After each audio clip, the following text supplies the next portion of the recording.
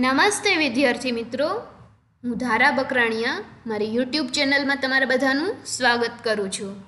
તો વિદ્યાર્થી મિત્રો, આજે આપણે એક્સેલ વિશે ભણવાનું છે. એક્સેલ શું છે, એનો ઉપયોગ તમે કઈ રીતે કરી શકો છો, એ બધું આપણે ભણવાનું છે. પણ એની પહેલાં આપણે જોવાનું છે કે એક્સેલમાં તમે કયા પ્રકારની શોર્ટકટ કીનો ઉપયોગ કરી શકો છો. કે શોર્ટકટ કીનો ઉપયોગ કરશો તો તમારે ઘણો બધો ટાઈમ પણ બચી જશે અને તમારું વર્ક એકદમ સ્પીડમાં તમે કરી શકશો. તો આજે આપણે શોર્ટકટ કી વિશે જાણવાનું છે કે કેટલા પ્રકારની શોર્ટકટ કી છે, એનો ઉપયોગ તમે કઈ રીતે કરી શકો છો. તો સૌપ્રથમ આપણે એ જાણી લઈએ કે એક્સેલની અંદર તમે કઈ રીતે શોર્ટકટ કીનો ઉપયોગ કરો છો. તો વિદ્યાર્થી મિત્રો, એક્સેલનો ઉપયોગ તો તમને બધાને ખ્યાલ હશે કે તમે ટાઈમ ટેબલ બનાવવામાં, કોઈ કંપની હોય તો કંપની માટે કંપનીના એમ્પ્લોયની સેલેરી બનાવવા માટે બેલેન્સ શીટ પણ તમે આમાં તૈયાર કરી શકો છો, તમારું રિઝલ્ટ પણ તમે આમાં તૈયાર કરી શકો છો. તો આવા પ્રકારના જુદા જુદા પર્પઝથી આપણે એક્સેલનો ઉપયોગ કરી શકીએ છીએ. તો વિદ્યાર્થી મિત્રો, આપણે શરૂઆત કરીએ શોર્ટકટ કીથી. તો સૌપ્રથમ આવે છે Ctrl+N. તો હું તમને સાથે સાથે એ પણ બતાવતી જઈશ કે તમે કઈ રીતે એનો ઉપયોગ કરી શકો છો. તો હું કીબોર્ડમાંથી Ctrl+N પ્રેસ કરું છું. તો વિદ્યાર્થી મિત્રો, તમે અહીંયા જોયું હશે કે સૌપ્રથમ અહીંયા લખેલું હતું બુક 1. એ તમને અહીંયાથી ખ્યાલ આવશે. તમે અહીંયા સ્ક્રીન પર જુઓ છો, અહીંયા મિનિમાઇઝનો ઓપ્શન છે. એક મિનિમાઇઝ તમે અહીંયાથી પણ કરી શકો છો અને બીજું અહીંયાથી તમને એક બુક માટે, મીન્સ કે તમારી જે એક્સેલની શીટ તમે બનાવો છો એમાંથી પણ તમે અહીંયા જેટલી તમારે શીટ ઓપન કરવી હોય, જેટલી બુક તમારે ઓપન કરવી હોય એ પણ તમે અહીંયાથી કરી શકો છો. સૌપ્રથમ આપણું હતું બુક 2 અને ત્યારબાદ આપણે Ctrl+N કર્યું એટલે બુક 1 આવ્યું. હવે આપણે પાછું એકવાર Ctrl+N કરીને ચેક કરી લઈએ. તો તમે જોઈ શકો છો બુક 2 પેલું ઓટો સેવવાળું હતું, ત્યારબાદનું બુક 1 હતું. તમે જોઈ શકો છો અહીંયા સ્ક્રીન પર, કે જેથી તમને વધારે આઈડિયા આવશે. તો વિદ્યાર્થી મિત્રો, આ થયું Ctrl+N. કે Ctrl+N કરવાથી તમે નવી એક્સેલની શીટ ઓપન કરી શકો છો. ત્યારબાદ છે Ctrl+O, કે અધૂરી અથવા જૂની વર્કબુક ખોલવા માટે. કે અધૂરી અને જૂની એટલે શું? તો વિદ્યાર્થી મિત્રો, એનો મતલબ થાય છે કે તમે ધારો કે અહીંયા ટાઈમ ટેબલ બનાવેલું છે અને આજે તમારું ટાઈમ ટેબલ અધૂરું રહી ગયું છે. તો હવે આવતીકાલે તમારે પાછું ટાઈમ ટેબલ ઓપન કરવું છે અને એમાં તમારું કામ કન્ટિન્યુ કરવું છે. તો તમે એના માટે Ctrl+O પ્રેસ કરશો કીબોર્ડમાંથી,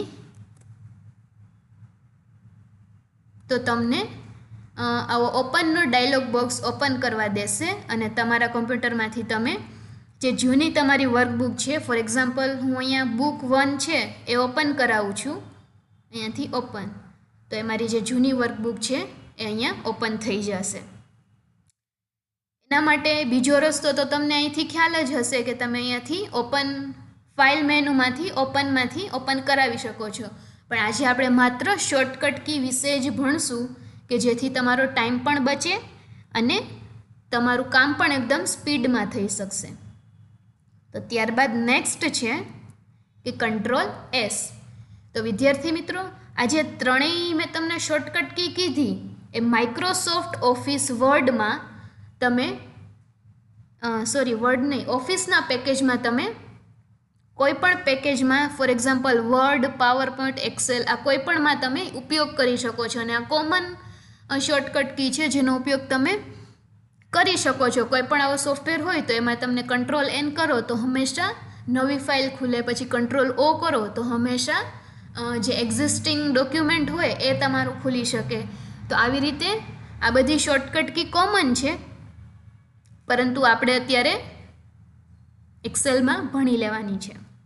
તો વિદ્યાર્થી મિત્રો, આપણે કંટ્રોલ એસ જોઈ લઈએ કે કંટ્રોલ એસથી શું થાય છે, કંટ્રોલ એસથી સેવ થશે.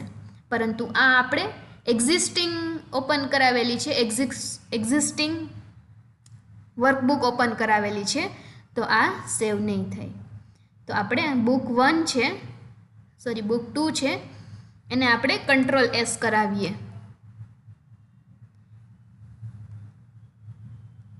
કંટ્રોલ એસથી તમે સેવ કરાવી શકશો. કંટ્રોલ એસ એ કોઈ પણ ડોક્યુમેન્ટને સેવ કરાવવા માટેની શોર્ટકટ કી છે.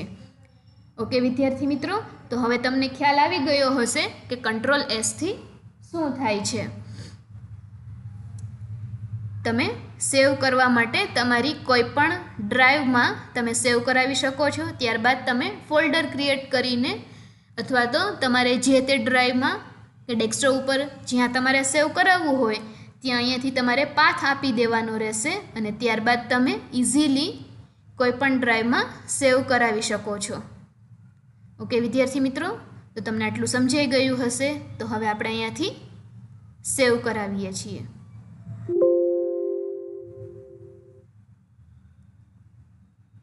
આપણે અહીંયા ડેસ્કટોપ પર સેવ કરાવીએ છીએ. સેવ. તો આપણી ફાઇલ અત્યારે સેવ થઈ ગઈ છે. તો હવે આપણે નેક્સ્ટ કી જોવાની છે કે F12 workbook save as dialog box ખોલવા માટે. કે હવે F12 શું છે એ પહેલાં સમજી લઈએ કે સેવ એઝ શું છે.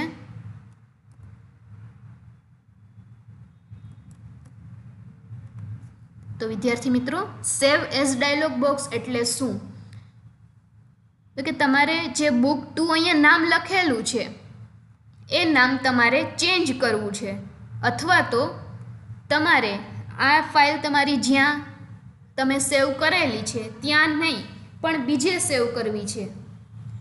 તો તમે સિમ્પલી કંટ્રોલ એસ આપો છો તો માત્ર એ જેટલું તમે આગળનું ડેટા કરેલો છે એ એટલો જ સેવ થશે. પરંતુ તમારે કોઈ નામ ચેન્જ કરવું છે અથવા તો આ ફાઇલને તમારે, ધારો કે તમે પેનડ્રાઈવ એટેચ કરી છે અને તમારે એ પેનડ્રાઈવમાં લેવી છે, તમારે કોપી પેસ્ટ નથી કરવું પરંતુ તમારે આ ફાઇલ સેવ એઝ કરાવી છે, તો તમે કીબોર્ડમાંથી F12 પ્રેસ કરશો તો સેવ એઝ માટેનો ડાયલોગ બોક્સ ઓપન થશે. અત્યારે આ ફાઇલનું નામ છે બુક 2, પરંતુ મારે આ ડોક્યુમેન્ટને મારા USB ડ્રાઈવ એટલે કે મારી પેનડ્રાઈવની અંદર સેવ કરાવી છે. તો હું મારું પેનડ્રાઈવ ઓપન કરીશ અને એની જ અંદર હું એક ફોલ્ડરમાં અથવા તો અહીંયા બારે સેવ કરાવીશ. પરંતુ હું અહીંયા એનું નામ ચેન્જ કરી નાખું છું અને કીઝ એવું નામ આપું છું. અને આ ફાઇલને હું હવે સેવ કરાવું છું. સેવ. તો તમે સ્ક્રીન પર જોઈ શકો છો કે આ ફાઇલ મારી સેવ થઈ છે, પણ હવે મારો જે હું હવે અહીંયાથી કાંઈ પણ આમાં ઓપરેશન પરફોર્મ કરીશ કે કાંઈ પણ ટાઈમ ટેબલ બનાવીશ કે કોઈ પણ પ્રકારનું વર્ક હું આમાં કરીશ તો એ બધું મારું જે સેવ થશે એ બધું ક્યાં સેવ થશે? મારી પેન ડ્રાઈવની અંદર. ઓકે વિદ્યાર્થી મિત્રો, તો તમને આટલું સમજાઈ ગયું હશે કે સેવ એઝ શેના માટે હોય છે. સેવ એઝ તમે અહીંયા ફાઇલમાંથી પણ લઈ શકો છો. તો હવે નેક્સ્ટ છે આપણી કી Ctrl+W. તો હવે આપણે એ જોવાનું છે કે Ctrl+W ક્લિક કરો છો તો શું થાય છે. તો તમે અહીંયા જુઓ કે do you want to save the changes made to keys, કે અહીંયા મને પૂછે છે કે તમે જે કર્યો એ તમારે સેવ કરવો છે. જો મેં એકવાર ઓલરેડી અહીંયા હું Ctrl+S પ્રેસ કરી દઉં છું તો હવે મને Ctrl+W પૂછશે ને ડાયરેક્ટ બંધ કરી દેશે. તો મારી જે આખી એક્સેલની શીટ હતી એ બંધ થઈ ગઈ છે અને અહીંયા ઓપન છે એ મારી જૂની એક્સેલની શીટ છે. આપણી જે હમણાં સેવ કરી એનું નામ હતું કીઝ, એટલે કે આખી વર્કબુક તમારે બંધ કરવી હોય, આખી એક્સેલની ફાઇલ તમારે બંધ કરવી હોય તો Ctrl+W. ઓકે વિદ્યાર્થી મિત્રો, તો તમને ખ્યાલ આવી ગયો હશે કે કંટ્રોલ ડબલ્યુથી શું થાય છે. ત્યારબાદ છે કંટ્રોલ પ્લસ F4. તો તમે અહીંયા જોઈ શકો છો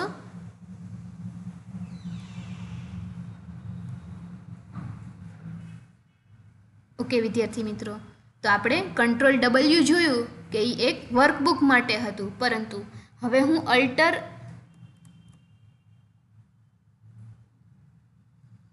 કંટ્રોલ પ્લસ F4 પ્રેસ કરીશ કે જે એક્સેલને બંધ કરવા માટે છે. તો જે આખી એક્સેલની ફાઇલ છે એ બંધ થઈ જશે. અને અહીંયા મને પૂછે છે કે આ સેવ કરવું છે. જો મેં ઓલરેડી સેવ કરેલું હશે, કંટ્રોલ S આપેલું હશે, તો મને અહીંયા કોઈ પણ પ્રકારનો પ્રશ્ન નહીં પૂછે, પરંતુ મારે અત્યારે સેવ નથી કરવું, એટલે હું ડોન્ટ સેવ ઉપર ક્લિક કરું છું કે જેથી એક્સેલની બધી ફાઇલ બંધ થઈ જાય છે. ત્યારબાદ આપણી નેક્સ્ટ કી છે કે શિફ્ટ પ્લસ F12, કે કોઈ નવી વર્કશીટ ઇન્સર્ટ કરાવી છે તો એના માટે.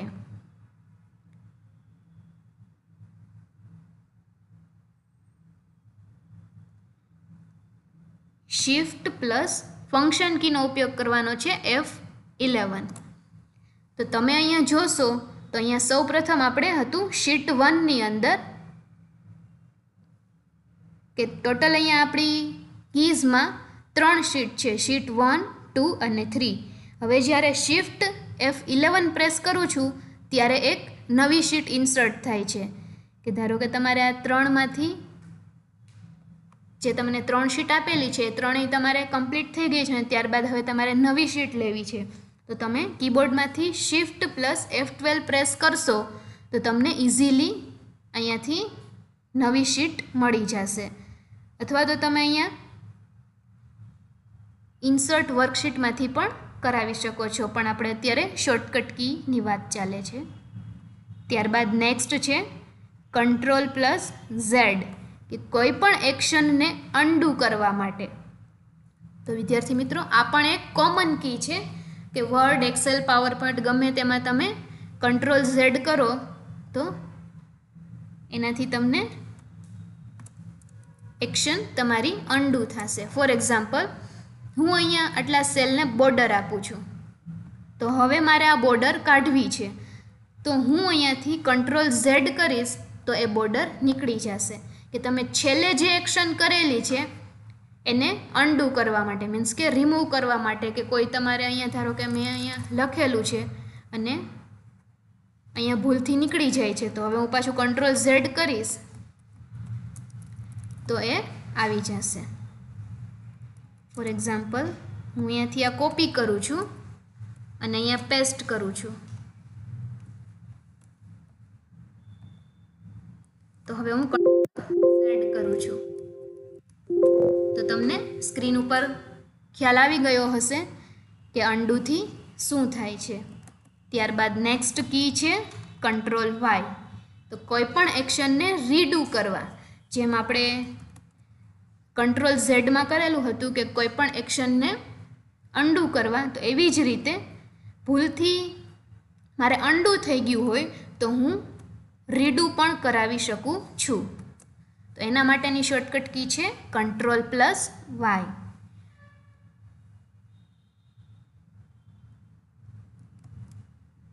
તો વિદ્યાર્થી મિત્રો, આજના લેક્ચર માટે એક્સેલ માટે આટલી કી, પરંતુ નેક્સ્ટ લેક્ચર માટે હું તમને હજી વધારે બીજી શોર્ટકટ કી તમને સમજાવીશ, અને પ્રેક્ટિકલ પણ આપણે સાથે સાથે કરતા જઈશું કે જેથી તમને ખ્યાલ આવે કે કયા પ્રકારની શોર્ટકટ કીનો તમે ઉપયોગ કરી શકો છો.